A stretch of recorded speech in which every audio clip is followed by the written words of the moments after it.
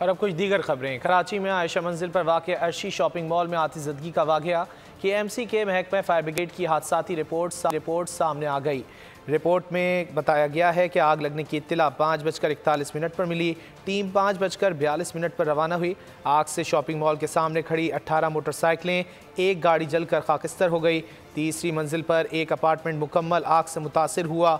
आग से दूसरी मंजिल पर मौजूद 2 अपार्टमेंट्स को मामूली नुकसान पहुंचा। मजीद तफसीलात जान लेते हैं बोली उसके नुमाइंदे वजाहत अली आबदी से। वजाहत, मजीद क्या कुछ सामने आया रिपोर्ट में?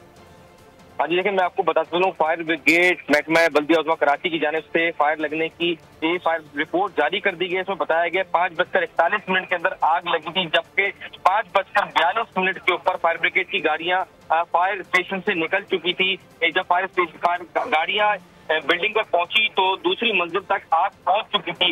ये बताया जा रहा है कि इस अपार्टमेंट के अंदर 76 के करीब अपार्टमेंट 76 अपार्टमेंट थे, जबकि 73 अपार्टमेंट्स को बचाया गया। 3 अपार्टमेंट जलकर खाकस्तर हो गए। इसके अलावा इनकी फायर ब्रिगेड की रिपोर्ट में ये भी सामने आया कि ग्राउंड फ्लोर के ऊपर 169 दुकानें जलकर खाकस्तर हुई हैं, जबकि ग्राउंड फ्लोर के ऊपर 120 दुकानें और 30 दुकानों को जलने से बचाया गया है।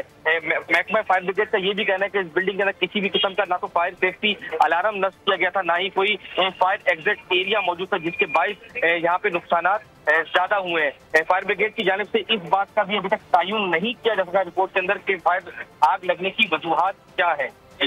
बहुत शुक्रिया वजाहत अली आबदी इन तफसीलात के लिए।